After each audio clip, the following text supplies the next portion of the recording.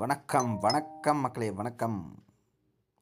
Okay, இன்றைக்கி ரொம்ப முக்கியமான டாபிக் தான் இன்றைக்கி.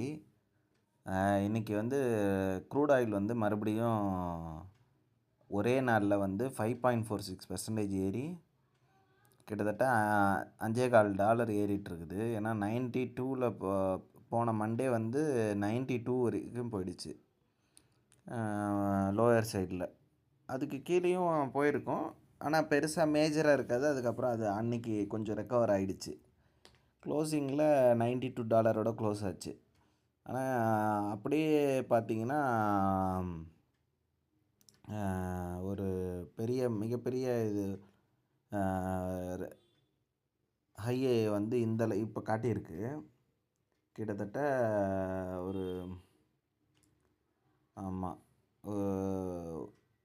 89லேருந்து மேக்ஸிமம் வந்து 84 வரைக்கும் போயிருக்கு லோயரில்.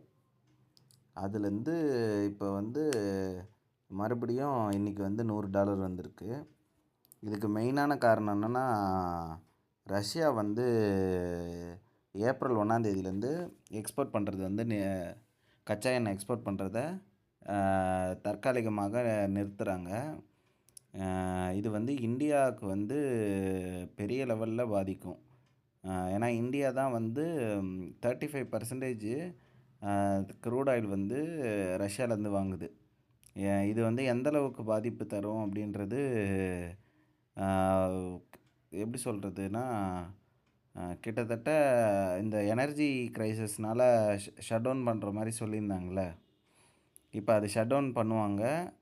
இதை லாக்டவுன் சொல்லாதீங்க, இதை ஷட் டவுன் சொல்லுங்கள். இந்தியாவோட மிகப்பெரிய ஷட் டவுன் வந்து ஏப்ரல் 1 மேலே காத்துட்டு இருக்குது. ஏன்னா அவன் கம்ப்ளீட்டாக நிறுத்திட்டாங்க, அப்படி கன்ஃபார்மாக நிறுத்திட்டாங்க அப்படின்னா இந்தியாவில் வந்து கச்சா எண்ணெய் வந்து ப்ரொடக்ஷன் வந்து ரொம்ப கம்மியாக இருக்குது. 15% தான் ப்ரொடக்ஷன் வருது. அதனால் மிச்சம் இருக்கிற 35% வந்து ரஷ்யா கிட்ட தான் வாங்குகிறாங்க. இது வந்து எங்கே போய் நிப்பாட்டுவாங்கன்றதே நமக்கு ஒன்றுமே தெரியல. கிட்டத்தட்ட சொல்லப்போனால் இது வந்து எனர்ஜி ஷட் டவுன் தான். இது அங்கே தான் கொண்டு போகிறானுங்க.